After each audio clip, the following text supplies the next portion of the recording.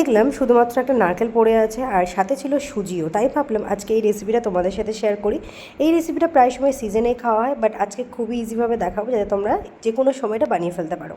নারকেলগুলো আমি ভালো করে মিক্সিতে পেস্ট করে নিয়েছি, তারপরে আমি একটা প্যানের মধ্যে দিয়ে সাথে অল্প করে চিনি দিয়েছি, এক বাটি চিনি দিয়েছি মধু এক বাটি মতো, ছোটো বাটি এক বাটি, আর সাথে দিয়ে দিয়েছি দুটো এলাচ এখানে ভালো করে আমি দিয়ে দিলাম। তারপরে দিয়েছি একটা তেজপাতা, যেটাকে আমি একটু ছিঁড়ে নিয়ে এর মধ্যে দিয়ে দিয়েছি। নারকেলটা ভালোভাবে লাল হয়ে গেলে লাস্টে নামানোর আগে অল্প করে গুঁড়ো দুধ দিয়ে এটাকে আমরা নামিয়ে নেব। নারকেলের পুরটা রেডি হয়ে গিয়েছে, তো চলো এবার ওপর লেয়ারটা বানানো যায়। তার জন্য নিয়ে নিয়েছি সুজি, এখানে আমি হাফ বাটি সুজি নিয়ে আগে থেকে ভিজিয়ে রেখেছিলাম। এবারে কড়ার মধ্যে দিয়ে মিডিয়াম আছে আমি ভালো করে এভাবে স্প্যাচুলার সাহায্যে নেড়ে দিচ্ছি।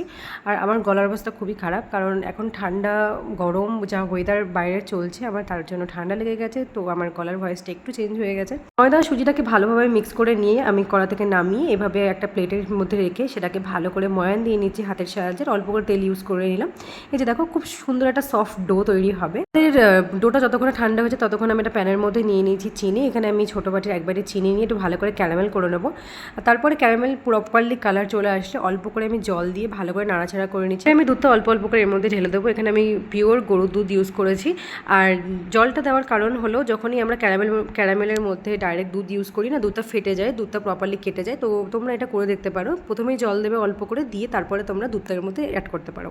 তার মধ্যে আমি দিয়ে দিয়েছি অল্প করে ছোটো বাটির এক বাটি পাউডার দুধ দিয়ে ভালো করে নাড়াচাড়া করে ওদিকে ফুটতে রেখে দিয়েছি। এরই মধ্যে আমাদের যে ডোটা ছিল সেটা ভালোভাবে সফট হয়ে গেছে। আমি হাতে অল্প করে ঘি নিয়ে এভাবে করে রাউন্ড করে তার মধ্যে যে পুরটা আমরা করেছিলাম, যে নারকেলের যে পুরটা, সেটার মধ্যে দিয়ে একটা শেপ দিয়ে নিচ্ছি। তোমরা চাইলে যে কোনো একটা শেপ করতে পারো, চাইলে পিঠের মতো শেপ করতে পারো, যেটা তোমাদের ইচ্ছা। আমি এভাবে গোল গোল করে রাউন্ড করে একটু চ্যাপটা চ্যাপটা করেছিলাম যাতে খেতে ভালো লাগে।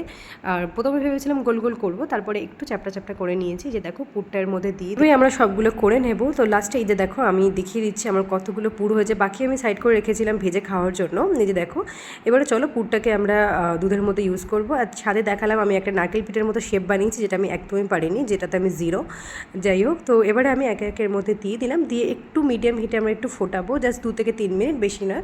এই যে দেখো কত সুন্দর আর ইয়ামি লাগছে দেখতে। ক্যারামেল করার জন্য এত সুন্দর একটা ঘ্রাণ আসছিল, মানে পুরো বাড়িতে মোমো করছিল ঘ্রাণটা। নামানোর আগে একটু বাদাম ছড়িয়ে দিলাম উপর থেকে, দেখো কতটা ইয়ামি লাগছে না দেখতে। তারপর আমি ফ্রিজের মধ্যে একটু ঠান্ডা করতে রেখে দিয়েছিলাম, ঠান্ডা ঠান্ডা খেতে আসলে ভালো লাগে। তোমরাও ট্রাই করো আর আমাকে জানাও কেমন হয়েছে। আজকের মতো এই পর্যন্ত, টাটা।